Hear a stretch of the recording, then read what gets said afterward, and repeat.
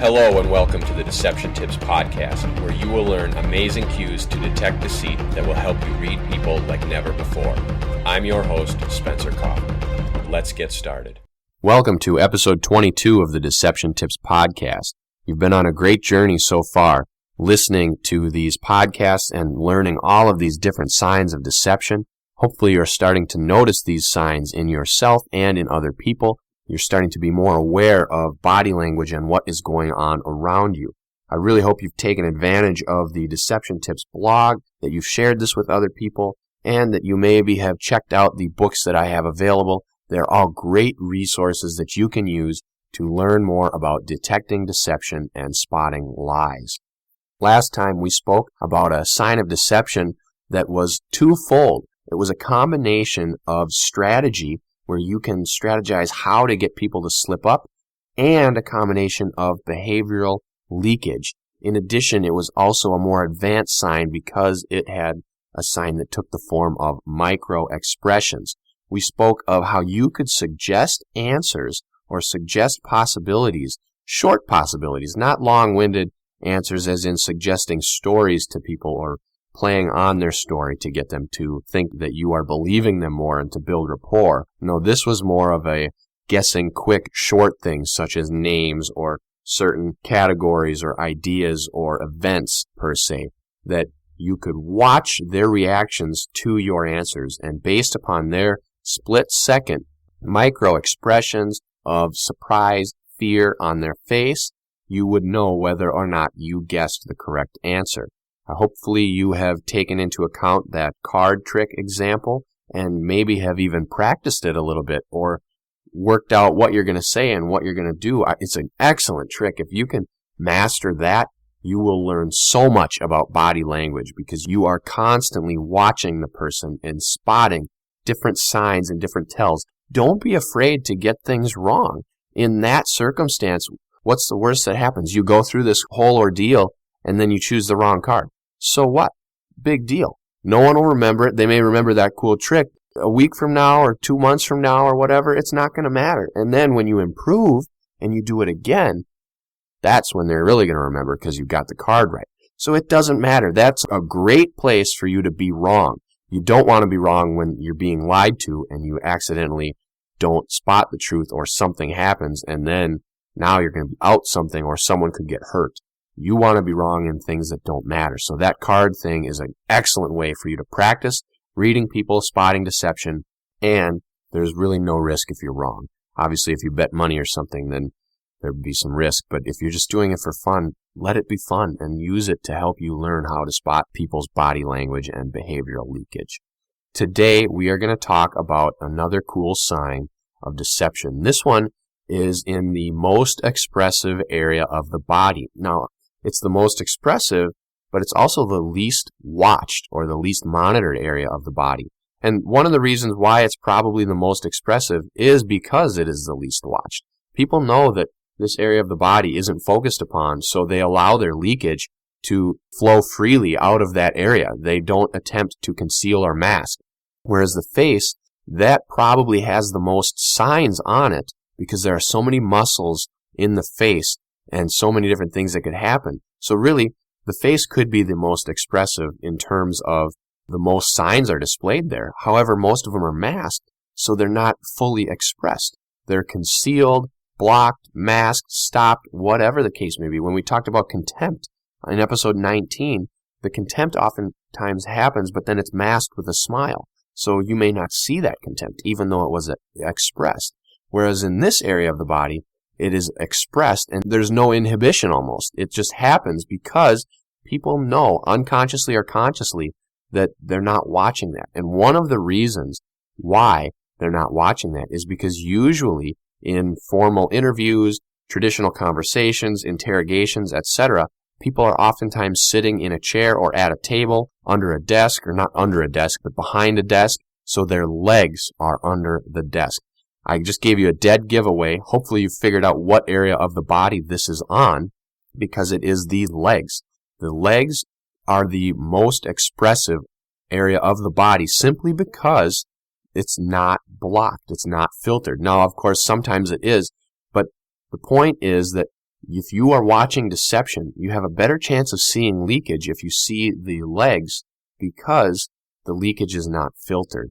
Now, obviously, in terms of proportion, if 100 signs of deception get displayed on the face and only 3 are on the legs, and the 100 of the face, most of them are masked, yes, there is more leakage going on in the face. So there are more expressions taking place in the face, but they are inhibited. Whereas the legs, even though there are fewer, they are less inhibited, so it is more expressive. Kind of an interesting dynamic there, but you'll see the reasoning behind it. And when you start paying attention to different areas of the body, you will quickly find out that it is most likely true because you'll see that people are very expressive in their legs. So here it is. This is deception tip 22. Seated liars will often lock their ankles and may even tuck them back in an attempt to minimize their body and block off the perceptions of others. Here it is again. Deception tip 22. Seated liars will often lock their ankles and may even tuck them back in an attempt to minimize their body and block off the perceptions of others. Now this tip has several things going on. We're starting to get into some more complex tips with multiple parts, multiple things happening.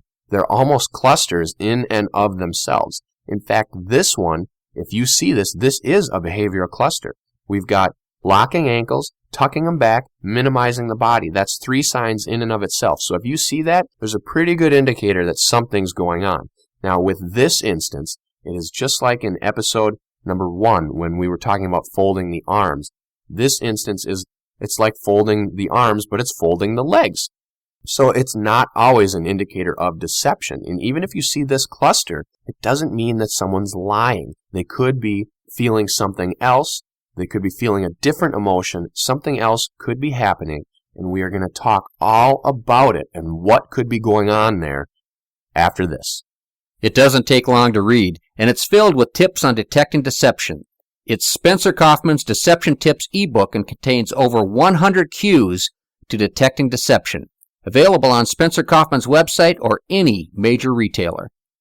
A lot of stuff happens with the legs. Signs are there all the time. The next time you're at a restaurant, watch people interacting with each other. Take a look at the couple over on your left or your right or wherever they are. Look at the table. Look at the younger couple, such as high school students who are out on a date. Look at older couples. See what's going on. Oftentimes, you can find a lot out about the conversation based upon what happens under the table. Now, that's kind of a goofy pun on words because a lot of stuff could happen under the table. Bribery, this, that. But when you watch what's going on under the table, you often get a clearer picture of what goes on above the table. And that's true in pretty much any circumstance. Take a look at their legs. Watch that high school student who's bouncing his legs like crazy. He's obviously pretty excited about whatever's going on. Look at different things where people are moving their feet. Look at see how they're touching each other's feet. Things like that. You'll see a lot of different scenarios. And usually when things happen with people's legs, they are expressing those, and it's a sign of what's going on in their mind and what they're thinking and how the situation is going. If people are crossing their legs, like in the form of an X along the calf muscles area where their ankles are, that's a sign of, it could be blocking, almost like folding their arms, a defensive behavior. Tucking them back is kind of withdrawing from the situation. They're blocking off the perceptions. If they tuck them under, they're also minimizing their body, which is blocking the perceptions of others. We talked a lot about all of these things in different clusters of behavior. In episode 7, when we spoke of clusters, we have different things happening in this. Folding arms is a form of taking up less space because when people take up less space, there's less body for people to watch, and thereby they feel like they are less able to see the signs that their body may leak, which makes sense. If I curl up into a ball and I start telling a lie, there's not going to be much for you to work with there. You're not going to be able to see. Whereas if I stand up straight and you can see my entire body and now I start to lie, you've got a lot more areas that you can pick up on different signs of deception. So seated liars, we're going to break this down. Locking their ankles. This could be a sign of either like an anger type of a thing or where they may be trying to express something and they lock their ankles and kind of pull apart with their feet so that there's some pressure there, so that they're kind of releasing some tension or holding back something. And also putting that X is a blocking gesture. They're kind of warding off something. It's a protection. So they may be feeling a little bit of vulnerability. We talked about this in episode 6 when people tend to cover up more private areas of the body with other things. So this could be a form of that. Crossing their legs, they're kind of blocking off anything that's going on there. Now it's important to distinguish. We're not talking about crossing the legs in like the figure 4 position or in the English position where they put one leg over the other, kind of like the back of the knee on top of the knee type of a deal. We're not talking about crossing the upper part of the legs where the thighs are or any of that. We're talking about the lower part, ankles and shins area, where people make that into an X. Now when they put them underneath them or underneath the chair, now they're starting to withdraw from the situation because they're pulling back. That's kind of like leaning back or backing away. That is withdrawing from the situation. They may also start to use some form of distancing language, which we spoke about in episode 18, because if they're backing away or if they're pulling their ankles away or withdrawing, that distancing language could come out because it is another thing of withdrawing. So if you see the leg behavior with X, ankles locked under the chair, and some distancing language, now you know that they are trying to withdraw or separate from the situation. But if you see that with like arm folding, now it's maybe a defensive behavior. There are different things and different clusters mean different things could be happening. But the legs are a very expressive part of the body. Often you can see when people point their legs toward the exit or like face the doorway, that could mean they want to leave the situation. They're ready to go. When they are pointing their legs towards whomever is talking straight on, now they're engaged. They're facing them. They're kind of squared up. Look at people in footage of prison fights, or look at boxers in the ring or cage fighters, MMA. What are they? They're squaring up with each other. And notice they kind of dance around in a circle around the ring or the cage or whatever. And the instant they start getting square, we call it toe-to-toe, boom, that's when they start throwing punches or fighting. They've squared up. They've locked on target. So in the same way, when people are in conversation, standing at whatever, a little meet and greet, and they're talking to each other, if they're two people and they're facing right on each other, that means their conversation is between those two people. It's locked in. A third person is not welcome there. I mean, they might be welcome, but their body language says, no, it's us. Whereas if they're both standing kind of cocked, almost like at an angle and more open, kind of like a Y, if you will, or a V with their two bodies, then they're opened up to more people joining that conversation. Their legs tell it all, how they're standing, where they're facing. Watch the legs with that, because they're not going to stand square with their legs and have their shoulders be turned all the way to the right or the left. No, usually the shoulders, the torso, the legs, everything follows the legs and the hips. Wherever the legs go, the rest of the body goes. The feet do the walking. Everything else follows along. Obviously, the mind dictates where everything goes and what it does.